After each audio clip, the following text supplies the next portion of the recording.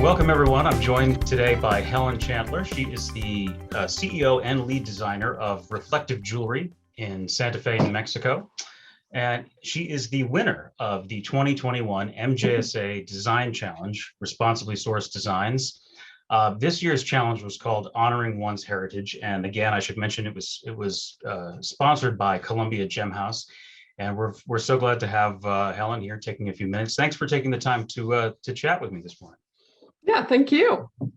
So we wanted to just dig a little deeper and kind of go a little more behind the design and talk about your process of actually creating the finished piece too, because this wasn't just the design portion, but this year we had a new sort of little wrinkle in the process, and we asked the designers to actually make the pieces that they had designed. So I thought maybe if you could start out just talking a little bit about your general overall approach to designing and your design process. Do you have a certain approach that you take generating new ideas, and is every project different? How does that work for you? Well, I'd say it's different because the animal portion of it is definitely, I mean, I guess I connect nature. I love nature. It's like a really important thing for me. And so I'd say that's where I get most of my inspiration. But when I'm making animals pieces, which is my favorite thing to do, and I feel the most inspired and moved to do is, then the natural world really takes up, is much more involved than normal. So it'll come to me while I'm hiking, walking in the garden, just connecting in with nature. I'll just have animals come to me. And that's what happened with the bear, really, because I read the story that the piece had to be made around. And then I just kind of let it mull around in me for a while. I didn't really think about it too much. And then, there was a bear, and I knew that was the piece for it, which, kind of makes sense. For me, it does anyway.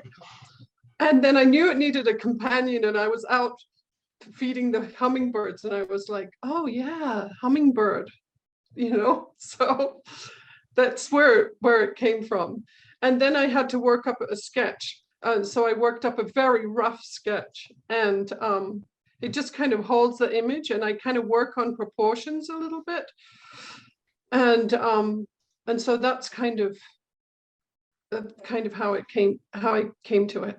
Mm-hmm. Is that typical that you sort of will, maybe especially if you're dealing in your everyday work and business with customers, is to take sort of that time to kind of absorb some things about potential ideas and then just sort of let it sit for a little while and let something come to you? Is that usually sort of the way things work? Well, sometimes I have, it depends what I'm doing. Like doing the animals, that's like I feel like that's a really creative process.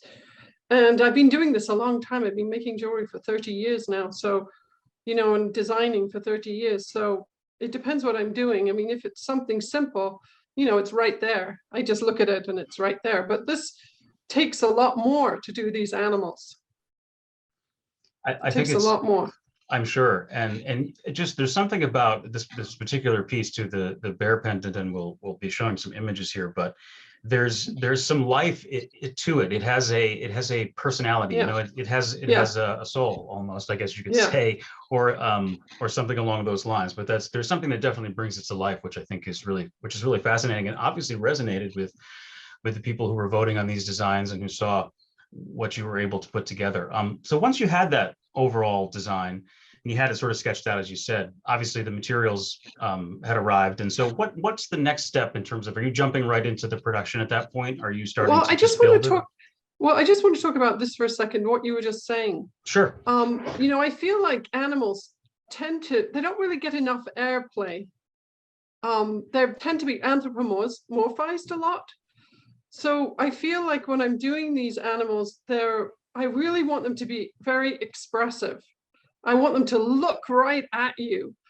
And I feel like they kind of come through me in some weird way. I don't know how this process works, but they come through me. And so I really feel like when I completed them, I want them to feel like, be saying, I'm a living, feeling being.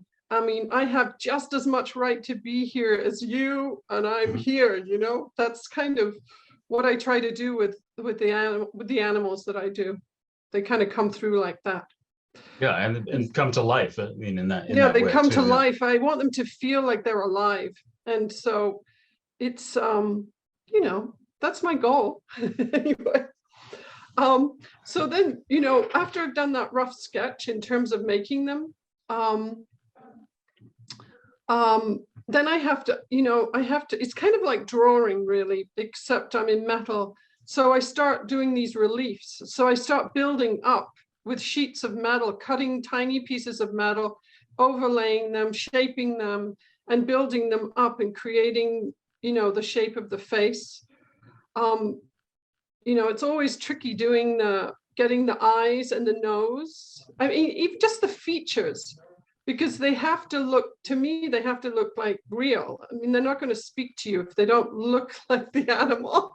Right. So it's really tricky to get the eyes to like really look at you like they really, you know, so that's really tricky doing that. And you're doing this, sorry, you were gonna say, so, and you're doing this with the metal, like you said, you're almost, yeah, I'm building the metal layer after layer. Yeah. I'm building the metal layer after layer. So it's like hand fabricated, which is kind of becoming a lost art these days in the jewelry world. Yeah. Which is a very sad thing, I think. I mean, it's really fun having all the camcat and everything, but I just really like making things, and so with my hands, and so this is how I do it. I also think it has a different feel to it too. So yeah, I build it up, I shape it, and I get the expression and the features to kind of come out in the metal. And then I add gold. I add 24K gold. I use 24K gold, and we're pioneers in the fair trade gold world. And I just have to give a little blurb about this. Approximately 20 million small-scale gold miners who produce about 20% of the world's gold supply and are 90% of the world's gold mining labor.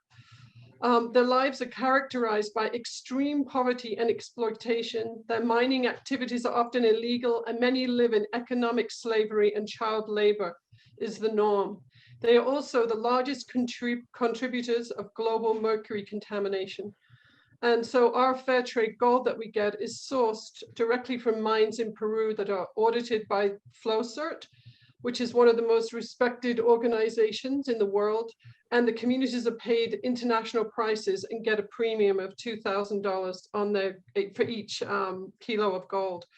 So, you know, we're really, we really, I mean, we put a lot of energy into trying to get this into America. We're the only fair trade gold jewelers in the States right now, which for many reasons, which I won't go into, but I just had to mention that.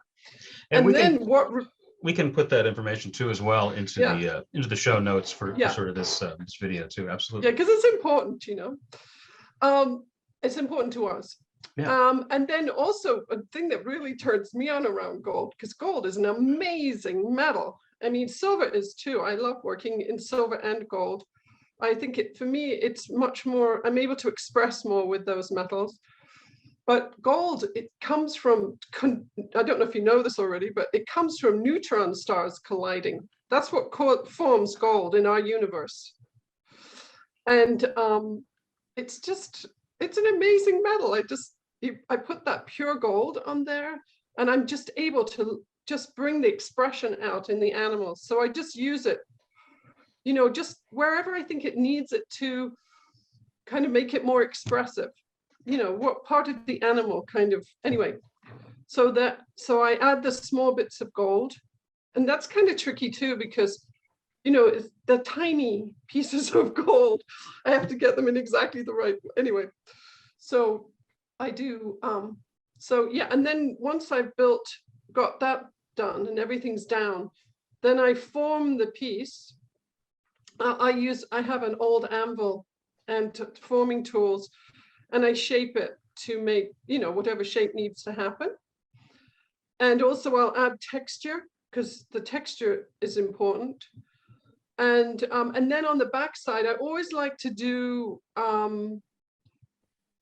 other beings that live around the animal I'm creating that are important to it, or related to it somehow, or I think would work. So, and I made all these little animals and plants and insects years ago.